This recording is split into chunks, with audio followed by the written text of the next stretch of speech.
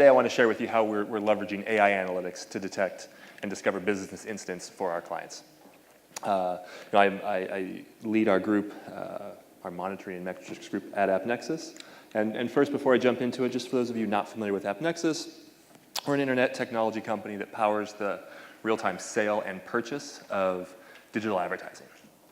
At peak, we handle about 10 billion transactions per day. So there's a lot of data coming in from a lot of customers that we're trying to watch, and we essentially want to, I guess right here, we want to figure out how our clients are behaving and operating on our platform. Earlier this year, our chief architect came to us with a problem and said, hey, I want to be able to understand and detect quickly when our clients experience a business incident. For us, a business incident is going to be any time that the actual transaction patterns fall outside of the expected. So for instance, let's say you run a website, you're a publisher on a website, and you show ads. And normally you're showing 250,000 ads per hour. If suddenly something changes and you start serving 50,000 impressions per hour, that's a big deal for you as the website operator. You're missing out on hundreds of thousands of impressions per hour. And that's what we wanted to detect. We wanted to be able to reach out to our clients, to work with them to resolve these issues fast. Every minute counts, every minute's a missed impression. However, sifting through 10 billion daily transactions to try and find these signals was a difficult problem for us. We didn't have the tools to do this. We weren't a team of data scientists, and so we needed to really look at come up with a way to solve this problem. To start, we started looking at the attributes of our data. We tried to figure out exactly which signals within our transaction data would help us understand when our clients were experiencing business incidents. And to do that, we started looking at our transaction analytics reports and realized that we had over 40 attributes on each transaction that would show us and hopefully give us insight into when an incident was occurring. Let's take a quick look at just a very simplified transaction example. So, if you go to a website and an ad is shown, we're going to keep track of the time the ad was shown, the time of the transaction. We're going to keep track of the advertiser that purchased the ad, the price that they paid, the country that the ad was shown in, the actual ad that was shown, so we know exactly which creative was shown, the site that it was shown on, and let's say whether you clicked on it. So from this one transaction, we're able to come up with many different metrics that really give us insight into the performance of different customers on our platform. So for instance, we're able to track metrics that show the revenue for a specific site over time. We can generate a metric and watch it to see how many clicks an ad is getting, or we could track how many impressions a specific buyer is buying within a country. One transaction is going to lead to many different metrics, and given the lower granularity that we really wanted to watch this at, and given the number of clients, it really turned into just a data problem. We had too much data that we wanted to watch. We weren't able to just set up a simple dashboard and give it to our account management team and have them just say, hey, watch these 5 metrics for your clients and you'll understand their health. We really wanted to get more granular than that. And in order to really look at this data, we realized that one of the biggest problems with setting up, say, maybe like static thresholds on our data was that it was very seasonal. We saw very hourly and daily seasonality patterns for our data that made it very difficult for us to set up simple alerts on these business incidents. So here's an example of, it's a publisher example. So there's a publisher's running a website. They're showing ads every day, and this is really the pattern of ads that are shown. You can see that there's very seasonal data. It's a daily in this case, and in the morning when the viewers come online and wake up from an evening of sleep, you're going to see that there's a sharp rise in impressions. it levels out kind of at peak in the middle of the day, and towards night when people kind of start logging off and disconnecting from computers, the impressions trail off. You'll even see that there's 5 higher peaks in a row, and then we've followed by the weekend, so where there's a lot lower peaks, a lot less traffic. And so if we were to set up static thresholds for this metric right here that we wanted to track, we could probably set it at alert us if we see less than 10,000 impressions on this site, or alert us if we see more than 150,000 impressions. And that would get us alerts when things really went wrong. But it wouldn't get us the alerts when, say, on a Monday, traffic starts ramping back up, but it only hits 30,000 impressions. We weren't able to see when things were wrong, but not outside of our extreme ranges. And that's the problem that we really needed to solve. We really wanted to be able to see this issue, reach right out to our clients, and resolve these issues fast. Because again, every hour that goes by is a missed opportunity.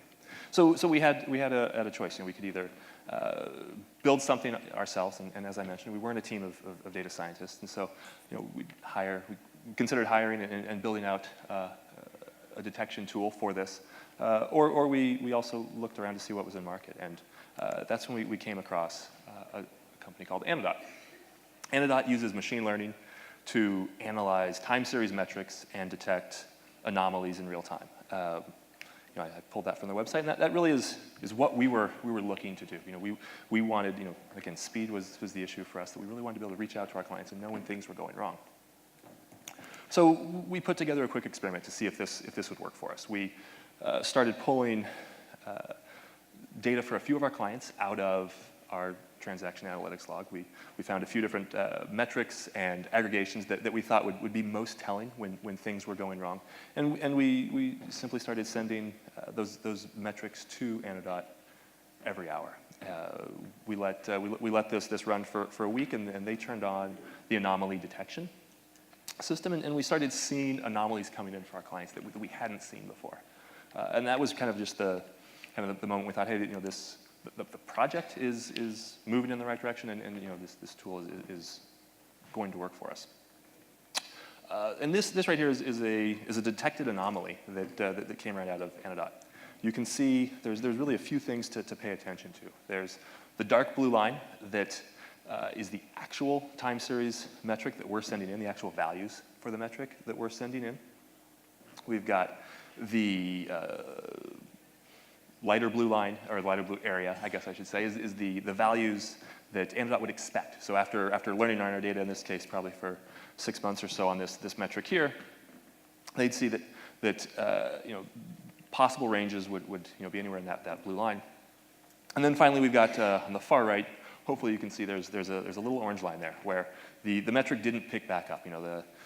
Looks like this is probably a Thursday. The impressions were expected to bump back up to, in this case, 300,000 or 400,000 impressions per hour, and it stayed very low. Here in this case, it's maybe 10,000 impressions, and that again, that's a business incident. If this isn't detected quickly, if this goes on for a couple weeks without anyone noticing, there's millions and millions of impressions that this publisher is going to lose out on, and that's a serious impact to their business. So. Anodot provides various anomaly investigation tools. They've got a dashboard that essentially they call their Anoboard that shows all the existing anomalies going on. We're able to use that dashboard to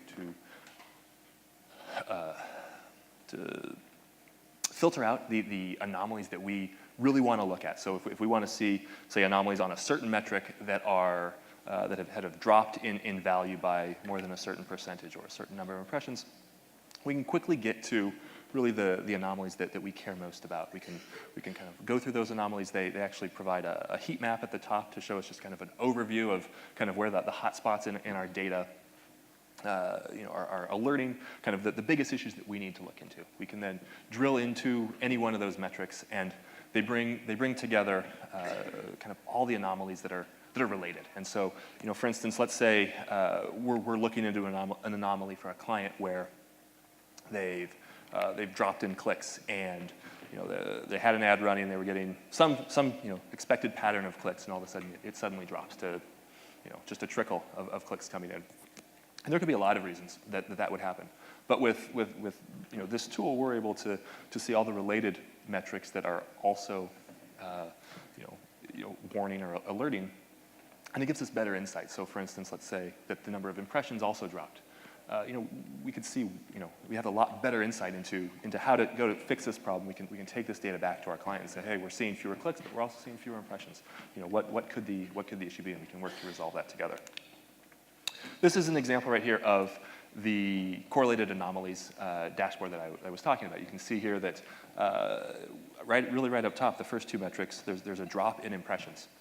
And again, there could be lots of reasons that impressions drop, but if you look at the third metric, you can see that the number of connections to our partner spiked. The number of connection errors spiked, and so we're able to quickly see that the numbers of impressions dropped because that the connection there spiked, and we know where to go tackle the problem.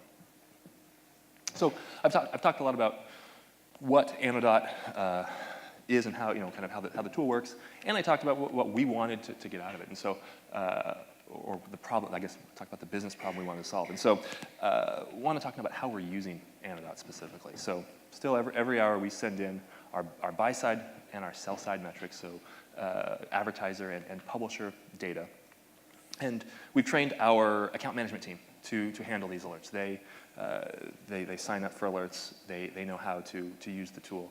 They can drill into anomalies that are affecting their clients. They understand their clients' business the best, and so they're able to quickly see the issues that are affecting their clients and reach out to them, immediately. This is really a big step for our account management team. Prior to this, our account management team maybe wouldn't see this, or it would take a couple days where, at a very high level, they could run a report and see that something has changed within the business and start trying to figure out which metric would have changed or which site would have maybe stopped showing ads. Now, tracking these details at a very granular level for them and alerting on those anomalies, in real time gives them the power to reach out to the clients, immediately. Our clients are also very happy with this, getting more detailed service and really being able to solve problems that used to either go undetected or take days to solve, now are solved in a matter of hours. I mentioned a couple things around just easy integration and correlated anomalies that I wanted to touch on here a little bit. The data format that we send to Anodot and their API are very easy to use. Data format is just a simple JSON object that we're going to set timestamp of our metric and the value, and then we can add as many attributes as we want that Anodot's going to use to figure out how these data points are related. So for instance, all of our different metrics that we're sending that are related to one specific advertiser. So the impressions that they serve, the spend that they spend, will all have related attributes. And in that case, it'd be an advertiser attribute that Anodot can use to tie that together and put up on our dashboard together, so we can see how the advertiser is performing. Finally, I just wanted to touch on kind of some of the changes that we're going to be making and kind of the new use cases that we're going to be bringing to Anodot given our current success. We've been using a process that's about 2 hours behind on when our ads are served, and we are changing that to pull in real-time data that's going to be aggregated in memory and streamed to Anodot in a matter of minutes. This will give us even faster insight into when changes occur that affect our clients. Right now, if we're 3 hours behind, it's still speedy, but there's times when our clients are noticing things before we're even able to catch it. And so, we're very hopeful that being able to reach out to a client within 10 minutes of them making a change, or with them with something going wrong, that we're able to solve this and again protect revenue even faster. We're also looking to bring in new use cases that are application, performance and error metrics, and general just usage metrics that show us how our platform is being used, and so we can respond to this again quicker and make better product decisions.